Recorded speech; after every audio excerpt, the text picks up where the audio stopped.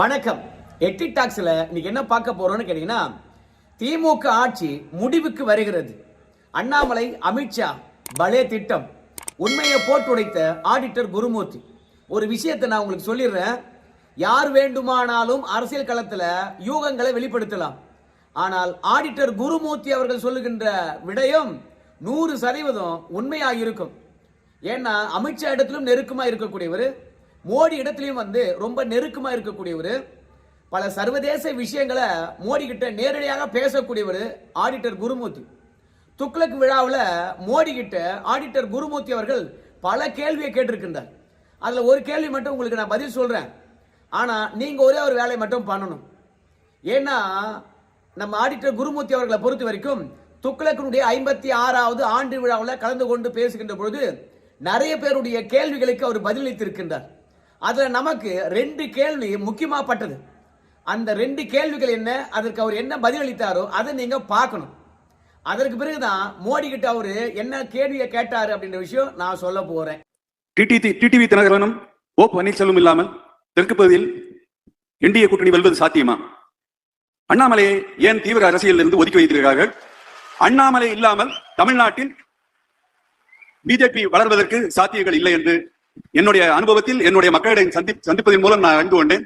இதற்கு உங்கள் பதில் என்ன? சார், அண்ணாமலையை பொறுத்தவரை அது பாஜகவினுடைய முடிவு.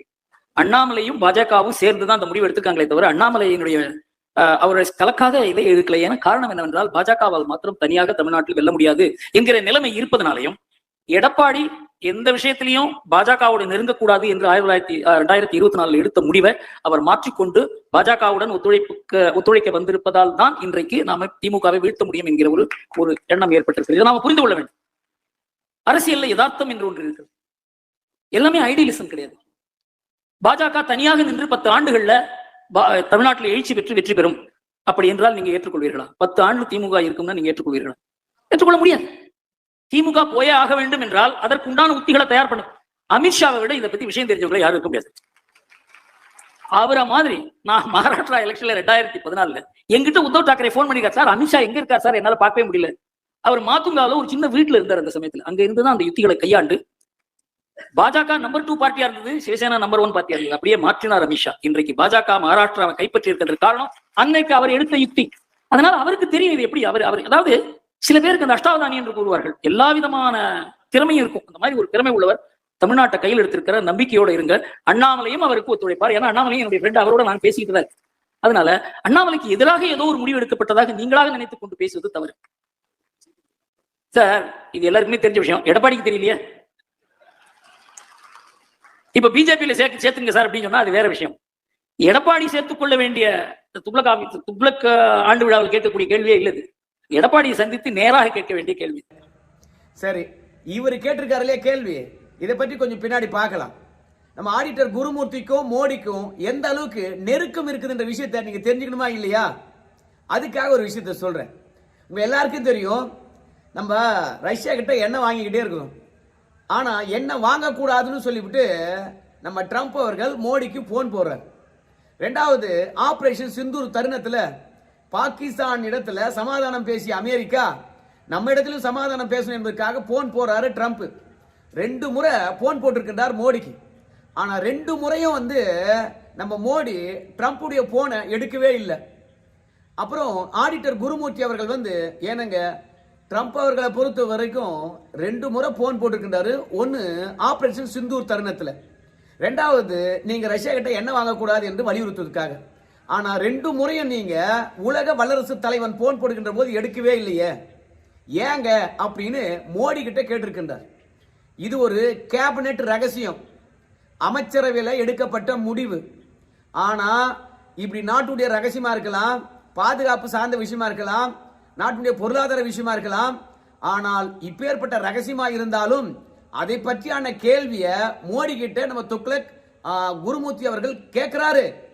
ஆடிட்டர் குருமூர்த்தி கேள்வி கேட்டுட்டாரே என்ற விஷயத்த நம்ம மோடி அவர்கள் மனசுல வாங்கிக்கிட்டு அதுக்கு பதிலும் அளிக்கின்றார். மோடியை பொறுத்த வரைக்கும் பதிலளிக்க வேண்டும் என்ற அவசியம் கிடையாது. ஆனா ஆடிட்டர் குருமூர்த்தி கிட்ட இந்த விஷயத்த சொன்னோம்னா ஆடிட்டர் குருமூர்த்தி அவர்கள் இதற்கு ஒரு தீர்வு சொல்லலாம் என்று கூட மோடி நினைச்சிருக்கலாம். அப்படி இல்லையா, இவர்கிட்ட சொன்னா தப்பில்லை அப்படின்னு குருமூர்த்தி மீது வைத்திருக்கிற நம்பிக்கையின் அடிப்படையில் சொல்லியிருக்கலாம். அதுக்கு நம்ம மோடி அவர்கள் என்ன பதில் சொன்னார்னு கேட்டீங்கன்னா, நம்ம ட்ரம்ப் போன் பண்றாரு என்ற எண்ணத்தினால ஜப்பான்காரன் போன் எடுத்தான், ஐரோப்பிய ஒன்றியத்தில் இருக்கக்கூடிய ஐரோப்பிய ஒன்றிய தலைவர் போன் எடுத்தாங்க, இங்கிலாந்து பிரதமர் போன் எடுத்தார். அவங்களுடைய நிலைமையில என்னாச்சு பத்தியா? மிரட்டி அந்த வர்த்தக ஒப்பந்தத்தில் கையெழுத்து வாங்கிட்டாங்க. இன்னைக்கு ஜப்பானை பொறுத்த வரைக்கும் ட்ரம்ப் மிரட்டுறாரு என்று சொல்லிவிட்டு பிரதமர் வந்து பாத்தீங்கன்னா, அதாவது ஜப்பான் பிரதமர் வந்து கையெழுத்து போட்டுட்டார் அந்த ட்ரேட் டீல்ல. 500 கோடி அவுட். இப்ப உடனடியாக அமெரிக்காவில் கையெழுத்து போட்டு வந்த ஜப்பான் பிரதமர் தன்னுடைய பதவியை இழந்தார். ட்ரம்ப்னுடைய சூழ்ச்சி என்னன்னு தெரியுதா? அதனால தான் நான் போனே எடுக்கல அப்படின்னு ஆடிட்டர் குருமூர்த்தி அவர்கிட்ட வந்து நம்ம மோடி அவர்கள் சொல்லியிருக்கின்றார். ஸோ அந்த அளவுக்கு மோடிக்கும் அமித்ஷாவுக்கும் ஆடிட்டர் குருமூர்த்தி ரொம்ப நெருக்கம். அதனால திமுக ஆட்சியை அகற்றுவதற்கு அமித்ஷா போட்டிருக்கின்ற வியூகம் என்பது உறுதியானது, நிலையானது. அதனால திமுக ஆட்சி அகற்றப்படுமா? திமுக கூட்டணி ரொம்ப பலமா இருக்கிறது, நம்ம என்ன பண்றது அப்படின்னு சந்தேகமே வேண்டாம். நிச்சயமாக அமித்ஷா இதை ஒரு சங்கல்பமா எடுத்துக்கிட்டு செஞ்சு முடிப்பார். அதுக்கு ஆடிட்டர் குருமூர்த்தி அவர்கள் வந்து பாத்தீங்கன்னா ஒரு உதாரணத்தையே சொல்லுவார். மகாராஷ்டிராவில் 2ஆம் இடம் இருந்த பாஜக முதலிடம் வந்தது. அவர் எங்கிருந்து இந்த பாஜகவை ஆட்சி கட்டலுக்கு கொண்டு வரணும் என்று திட்டம் போட்ட விஷயமோ, அதுவும் எப்பேற்பட்ட வீட்டில் இருந்து திட்டம் போட்டார் என்ற விஷயமோ வீடியோவில் சொல்லியிருப்பாரு, நீங்க கேட்டிருக்கலாம். அந்த அளவுக்கு கண்ணும் கருத்துமா வேலை பார்க்கக்கூடியவர் நம்ம அமித்ஷா. அதனால திமுகவை ஒழிக்க வேண்டும் என்றால் அண்ணாமலை வேணும் அப்படின்னு நீங்க எதிர்பார்ப்பது உங்களுடைய எண்ணமா இருக்கலாம். ஆனா அண்ணாமலை அவர்கள் ஓரங்கட்டுப்பட்டு விட்டாரா அப்படின்னு கேட்டீங்கன்னா கிடையாது. பாஜக எடுத்த முடிவு தான். ஆனாலும் அண்ணாமலையும் அமித்ஷாவும் கூடி எடுத்த முடிவு. திமுகவை அகற்றுவதற்கு அண்ணாமலையும் சேர்ந்தே ஒத்துழைப்பு தருகின்றார். அதனால அரசியல் களத்தில் நான் இருக்கிறேன், மக்கள்கிட்ட நான் பயணிக்கிறேன். மக்களுடைய எதிர்பார்ப்பு அண்ணாமலை இல்லாம இந்த தமிழகத்தில் ஆட்சியை பிடிக்க முடியாது, திமுக வீழ்த்த முடியாதுன்னு சொல்றாங்க. ஆனா அண்ணாமலையை ஓரம் கட்டிட்டாங்களே, இது நியாயமா அப்படின்னு கேட்பது தவறு. நம்ம எடப்பாடி பழனிசாமியை பொறுத்த வரைக்கும் பாஜக கூட்டணிக்கு வரவே மாட்டேனார். 2024 தனித்தே நின்றாரு. ஆனா அமித்ஷாவுடைய வியூகம் தான் எடப்பாடி பழனிசாமியை கொண்டு வந்து சேர்த்திருக்கிறது அப்படின்றத நம்முடைய ஆடிட்டர் குருமூர்த்தி அவர்கள் தெளிவுபடுத்தி இருப்பாரு. ஏன்னா திமுக ஆட்சியை அகற்றணும். பாஜக தொடர்ந்து அண்ணாமலை தலைமையில் 10 வருஷம் போராடுது. அதற்கு பிறகு ஆட்சிக்கு வருது. இந்த 10 வருஷமா திமுகவே தொடர்ந்து ஆட்சியில் இருந்தா நீ இருப்பியா, நான் இருப்பனா? இல்ல தமிழகம் தான் வளர்ச்சியில் இருக்குமா? இல்ல பெண்களுக்கு பாதுகாப்பு இருக்குமா? இல்ல மணல் குவாரி, கல் குவாரி, மலை குவாரி, சாராய குவாரி அப்படின்னு பல்வேறுபட்ட சமூக விரோத செயல்களில் ஈடுபட்டு நாட்டையே நாசமாக்கிடுவாங்க. அண்ணாமலை அவர்களை பொறுத்த வரைக்கும் நேற்று ஒரு ட்வீட் போட்டிருக்கிறார். என்ன தெரியுமா? திமுக காரங்க 2 பேரு வடநாட்டிலிருந்து இல்லீகலா துப்பாக்கியை இறக்குமதி பண்ணி வாங்கி நம்ம தமிழ்நாட்டில் புற வழியில வித்துட்டு இருக்கிறாங்க. லைசன்ஸ் இல்லாம திருட்டுத்தனமா வித்துட்டு இருக்காங்க. இப்படி வட மாநிலங்கள் இருந்து திருட்டுத்தனமா துப்பாக்கியை வாங்கி அந்த திருட்டுத்தனமா வாங்குற துப்பாக்கியை இங்க திருட்டுத்தனமா திமுக 2 பேர் விற்கிறான். எதுக்காக இந்த கள்ள துப்பாக்கி தமிழ்நாட்டில் இருக்கிறோம் வாங்குறான்? யாரை கொல்றதுக்கு, இல்ல எதை வேட்டையாடுறதுக்கு, யாரை மிரட்டுறதுக்கு கள்ள துப்பாக்கியை திமுக இறக்கி தமிழ்நாட்டில் வித்துட்டு இருக்கிறான். கண்ணுக்கு தெரியாம தீவிரவாதிகளையோ பயங்கரவாதிகளையோ திமுக உருவாக்கிட்டு இருக்கிறான். இதுதான் அண்ணாமலை அவர்கள் வந்து ஆதாரத்துடன் உதயநிதி ஸ்டாலின் வந்து துப்பாக்கி இறக்குமதி செய்து விற்கக்கூடிய அந்த ஆள் போட்டோ எடுத்துக்கொண்டதையும் அண்ணாமலை போட்டிருக்கின்றார். இப்படி நாடு நாசமா போயிட்டு இருக்குது. பாஜக அண்ணாமலை தலைமையில 10 வருஷம் போராடி ஆட்சி எப்படிதுன்னா தமிழ்நாடு எப்படி இருக்கும்? இப்பவே இந்த நிலைமையில் இருக்கிறது. அதனால இந்த ஆட்சி அகற்ற வேண்டும் என்றால் முக்கியமா எடப்பாடி பழனிசாமி தேவை. அது அமித்ஷாக்கு நல்லாவே தெரியும். அதனால தான் அண்ணாமலை எங்க பயன்படுத்தணுமோ அங்க பயன்படுத்தணும் என்பது அமித்ஷாக்கு நல்லா தெரிஞ்சிருக்கு. ஆனா ஆடிட்டர் குருமூர்த்தி கிட்ட கேள்வி கேட்டார் தெரியுமா? அவரு அரசியலும் தெரிஞ்சுக்கல முதல்ல ஒண்ணு. 2வது அண்ணாமலை இப்ப ஆக்டிவா இருக்கிறாரா இல்ல ஓரம் ஒதுக்கப்பட்டு இருக்கின்றாரா அப்படின்றது கூட அவருக்கு தெரியல. ஏன்னா அண்ணாமலை அவர்கள் இப்போது ஓரங்கட்டப்படல. நம்ம நயனா நாகேந்திரன் தான் தலைவர். ஆனா அவரை விட சிறப்பா அரசியல் களத்தில் வேலை பார்க்கிறாரு அண்ணாமலை. திமுக தவறுகளை சமூக வலைதளத்தில் பேசலாம், இல்ல பொதுத்தளத்தில் பேசலாம், இல்ல பொங்கல் விழாவில் பேசலாம். டெல்லிக்கு போய் நம்ம மோடி முன்னாடி திமுக தவறுகளை சுட்டி காட்டலாம், சட்ட போராட்டங்களை எதிர்கொள்ளலாம். எல்லாமே அண்ணாமலை தான் இன்னைக்கு செய்யறாரு. ஆனால் அண்ணாமலையை பொறுத்த வரைக்கும் பாஜகவில் ஓரங்கட்டுப்பட்டுட்டாரு அப்படின்னு சொல்றதெல்லாம் கேள்வி கேட்டவர் வந்து அரசியல் அப்டேட் இல்லாம இருக்கார். அண்ணாமலை செம ஆக்டிவா இருக்காரு இப்ப எலெக்ஷன்ல. அதனால தொடக்கத்துல வேண்டுமானால் அண்ணாமலை ஓரங்கட்டப்பட்டு வச்சிருக்கலாம், ஆனா இப்ப இல்ல அப்படின்னு நம்ம புரிஞ்சுக்கலாங்க. அது மட்டும் இல்ல, ரெண்டாவது ஒரு கேள்வி கேட்கிறாங்க. என்ன கேள்வினா, எனக்கு தென் மாவட்டங்களை பொறுத்த வரைக்கும் டிடிவி மற்றும் பன்னீர்செல்வம் இருந்தா தானே ஜெயிக்க முடியும், இது எடப்பாடியை ஒத்துக்க மாட்டாரு அப்படிங்கிறாங்க. ஆனா இங்க தான் ஆடிட்டர் குருமூர்த்தி அவர்களை பொறுத்த வரைக்கும் தப்பு பண்றார். ஏன் தெரியுமா? ஆடிட்டர் குருமூர்த்தி ஒரு பத்திரிகையாளர், இல்ல அரசியல் வியூக வகுப்பாளராக இருக்கலாம், இல்ல அரசியல் ஆலோசகராக இருக்கலாம். ஆனா ஒரு கட்சி தலைவராக இருந்து இதற்கு பதில் சொல்லியிருந்தாருன்னு வச்சுங்களேன், சரியா இருந்திருக்கும். இப்போ துக்ளக் இதழ அவர் நடத்துறார். யாரை எங்க வைக்கணும் என்று துக்ளக் குருமூர்த்தி அவர்களுக்கு நல்லாவே தெரியும். அது மாதிரி கட்சியில டிடிவி எங்க வைக்கணும், ஓபிஎஸ் எங்க வைக்கணும் என்று எடப்பாடிக்கு தான் தெரியும். எல்லாரும் என்ன சொல்றாங்க கேட்டீங்கன்னா, அவங்க வந்தா தான் ஜெயிக்க முடியும், அவங்க வந்தா தான் ஜெயிக்க முடியும் அப்படின்னு சொல்லுகின்ற எல்லோருமே வந்து எடப்பாடிக்கு தெரியாதுன்னு நினைச்சுக்கிட்டு அவங்க எல்லாம் சொல்லிட்டு இருக்காங்க. தொலைவா இருந்து பார்க்கிற உங்களுக்கு தெரிகின்ற இந்த விஷயம் எடப்பாடி பழனிசாமிக்கு தெரியவே தெரியாதா? அப்போ அவங்கள ஏதோ ஒண்ணு எப்படியோ ஒரு விதத்துல கூட்டணிக்குள்ளையோ இல்ல வேற மாதிரியோ நம்ம அரவணைச்சு கொள்ளணும் அப்படின்னு எடப்பாடி பழனிசாமி தெரியாதா? ஆனா அப்படி இருந்தாலும் இவங்களை ஏன் அரவணைக்க முடியல? இன்னொன்னையும் சொல்லுவாங்க, ஜெயலலிதா தெரியுமா, ஜெயலலிதாவை எத்தனையோ பேர் விமர்சனம் பண்ணாங்க. அவங்களை எல்லாம் வந்து பாத்தீங்கன்னா ஜெயலலிதா கட்சிக்குள்ளேயே சேர்த்துட்டாங்க. மீண்டும் அவங்களுக்கு எம்எல்ஏ பதவி கொடுத்தாங்க, அமைச்சர் பதவி கொடுத்தாங்க, ஏன் சபாநாயகரை கூட ஆகினாங்க. நம்ம ஜெயலலிதாவை எதிர்த்து பேசுனவங்க, வசைப்பாடினவங்க, அசிங்கசியமா பேசுனவங்க கூட ஜெயலலிதா அவர்கள் ஏற்றுக்கொண்டார்கள். அப்படின்னு வந்து ஜெயலலிதா வந்து ஒரு ஜனநாயகவாதியா இருந்தாங்க. கட்சி விட்டு போனவங்களை மீண்டும் சேர்த்துட்டு இருக்காங்க. அது மாதிரி எடப்பாடி பழனிசாமி ஏன் சேர்க்க மாட்டாரு, இவர் சர்வாதிகாரியா இருக்காரு அப்படின்னு அவங்க பார்வை வெளிப்படுத்துகின்றார்கள். ஆனால் கடந்த கால தலைவர்களுக்கும் இப்ப இருக்கின்ற ஓபிஎஸ்க்கும் நிறைய வித்தியாசம் இருக்கு. எப்படி தெரியுமா? ரெண்டு விஷயங்கள்ல ஓபிஎஸ் அவர்கள் மாறுபடுகின்றார், கடந்த கால தலைவர்களுக்கும் இப்ப இருக்கக்கூடிய தலைவர்களுக்கும். எப்படின்னா, ஜெயலலிதா வசைப்பாடினாங்க எல்லாரும் கடந்த காலங்கள்ல.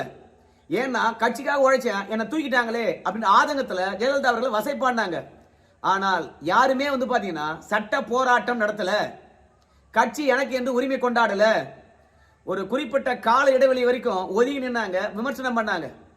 ஆனா பன்னீர்செல்வம் பொறுத்த வரைக்கும் எடப்பாடிய இழுக்காத கோர்ட்டே இல்ல, எல்லா கோர்ட்டுக்கும் இழுத்துட்டார். இன்னைக்கும் உரிமையல் நீதிமன்றத்தில் எடப்பாடி பழனிசாமி ஆப்பு வச்சிட்டு இருக்கார் பன்னீர்செல்வம். யோசனை பண்ணுங்க, இப்ப பன்னீர்செல்வத்தை கட்சிக்குள்ள சேர்க்க முடியுமா? யாராவது கொல்லிக்கட்டை எடுத்து தன் தலையில சொரிஞ்சுக்குவாங்களா? பன்னீர்செல்வத்தால் எடப்பாடி பழனிசாமி ஆபத்து இருக்குது. கட்சிக்குள்ள வந்தார்னா பிரச்சனை என்பது நல்லா தெரியுது.